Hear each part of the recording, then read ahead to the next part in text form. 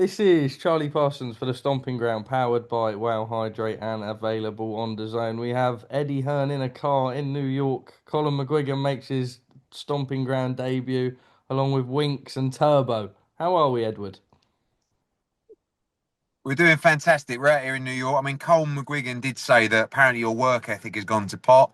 He heard I was in New York for 3 or 4 days, flew out, got himself a flight, camped outside my hotel last night, and got an exclusive this morning. And you could only do a 10-minute Zoom. So there he is in the background. Look, giving himself a little tickle because he's all pleased with himself. And on we go. Edward, that's because I'm running a serious business these days. I don't make my career off following you round at your heels. That's exactly how you made your business, actually. So let's be careful on that one. Very quickly before we start, have you seen IB for Final Boss online? Yes, he's going to have it off, isn't he? Brand deals, everything. He is going to make a fortune. What do you make of the whole get-up? Um, I mean, he looks considerably better than you, That's a but bit harsh. yeah, it was an interesting Barnet, wasn't it? Really, might give it a go myself. Can I not just? You would not be able to pull off that trim. You're Right. thinning too much, Edward. No, but hold on. If you look at him, he's got the old bird's nest at the back of the head as well, hasn't he? I be for final boss. You give me and Colum a lot of stick, right? But I have to say, IB for Final Boss's dress sense is absolutely shocking. Yeah. Anyway, have you got anything decent to say, or are we just going to wrap it up there? No, we can wrap it up there. No, let's go into it. Ben Shalom, BBC. I read somewhere 4 shows a year. Yeah. Is this correct? Yeah, there was a public tender document, obviously, because it's publicly funded. They sent us a tender document to do the production because we have a production company as well. And it said in the tender document 4 shows a year, and it said all the fighters that apparently are going to be on the platform as well: Ben Whittaker, Adam Azim, Caroline Dubois, Lauren Price. So yeah, I think like obviously everyone always takes a negative spin on things, don't they? Like there's no money in the deal, but it's also a great platform. So I don't think that I think it's good for boxing. Um, and not every show has to be a big money fight. Not every show has to be a world championship fight. You can do great British and Commonwealth fights, and the BBC have got a great platform. They've been around in boxing even for the last couple of years. Chris Sanagar, Dennis Hobson, they've had sort of I think deals with the BBC as well. So I think all in all it's a positive, and we'll see what happens. Have you reached out to any of the fighters to kind of understand their situation? The Whitakers, the Caroline Dubois, the Adam Oh, Azims. look, we don't make anyone any offers until they're out of contract, and I know that I think everyone knows there's a lot of fighters sniffing around at the moment, and it's a very lucrative time to be a fighter. So I don't know the fighters that you mentioned's contractual positions, but certainly if they become available, we'd be willing to have a serious financial conversation with them, because they're good fighters. But again, till that moment comes, we'll have to see. That was kind of, I know you say you don't know the contractual situations as such, but I'll put it in this way. When you signed fighters and you had fighters when you were under Sky Sports and then you moved to the zone, is there ever contracts and breaches within the clause that have anything to do with the broadcaster? Not in our contracts, but I believe there was in their contracts. Oh, But again, that's just hearsay. You've probably heard the same thing. That's why you're asking your little snide question like that, because you know. I actually Um, don't, Edward. That's why I was asking you the well, you question, do, mate. and you've definitely heard that. So there's no point lying about it. I was actually meant to Um, be a good journalist and using some good initiative.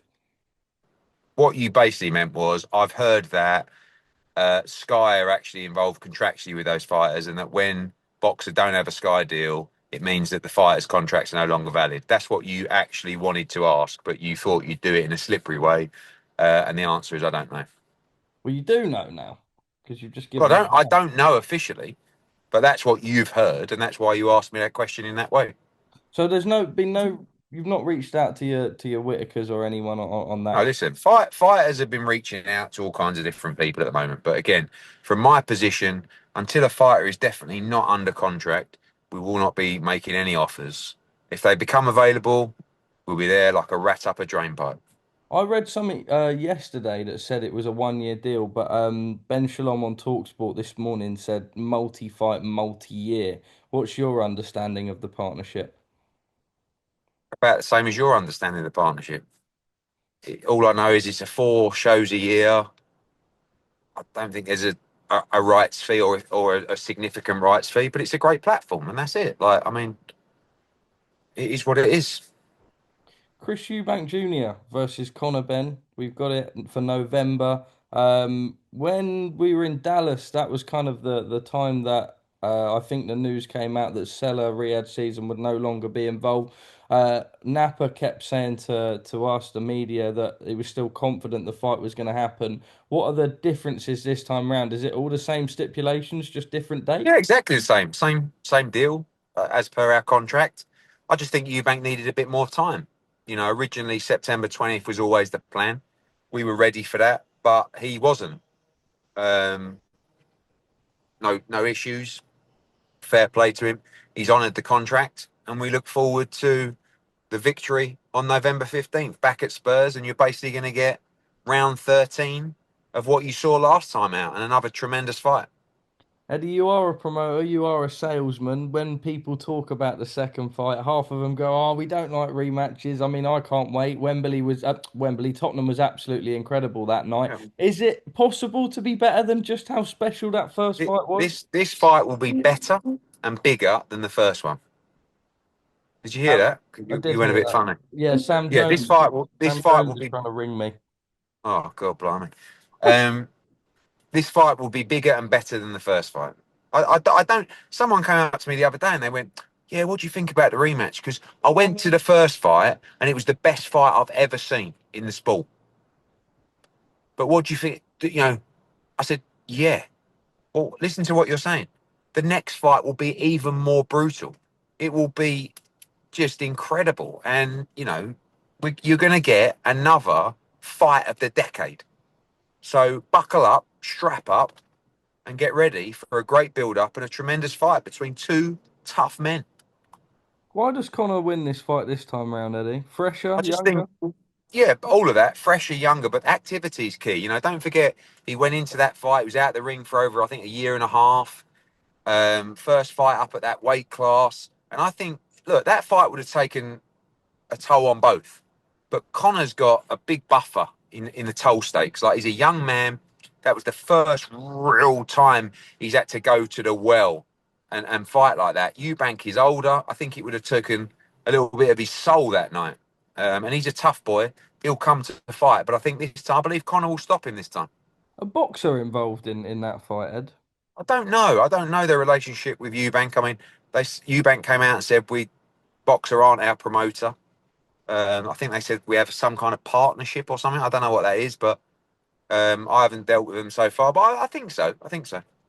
WBC, well, according to MVP, I haven't seen it announced on any of the WBC socials, but apparently have ordered Chantel Cameron to fight Katie Taylor.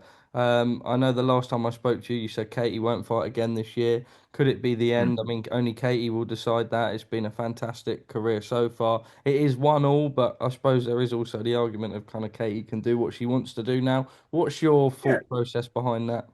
it's a good fight. I think if she fights again, it's definitely a fight that we should consider. I don't know if she'll fight again, if I'm honest. But we'll have to see. And like you said, she definitely won't fight this year. She probably won't fight till next summer, if at all. So we'll have to just see what we're going to do and what the route is for Katie. I think Croke Park is probably one of the few things that would be, a big carrot to dangle for her, but we don't know if that's possible yet. And there haven't been any discussions yet about her fighting again. Where are you at in conversations for Anthony Joshua against Jake Paul? I would say advanced is probably the word that you know, clickbaiters would use. I think I never really expected this fight to happen, but the more conversations I have, honestly, the more I think there's a very good chance it could happen. Um, I'm here in New York. There's a lot of meetings to be had. I believe Jake Paul wants the fight. Don't ask me why, but he believes he can win the fight. And that's even more dangerous, to be honest with you, because, you can go in and think, well, if I start getting hurt, then there's always no. He's convinced he beats Anthony Joshua, and be careful what you wish for because this is not what you're used to. But look, respect for taking on the challenge, and we'll see if it ends up coming off.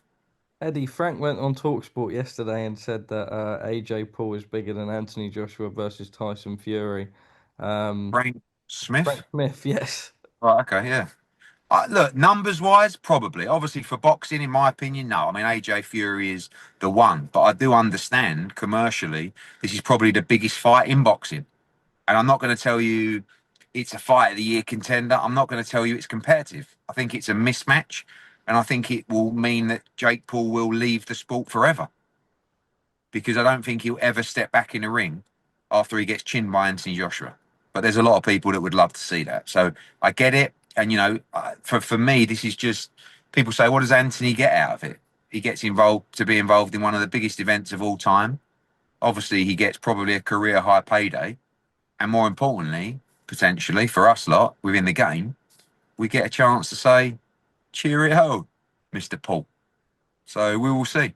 Does this really pay bigger than your kind of Usyk second fight in It's going to Jeddah? be right up there. It's going to be right up there.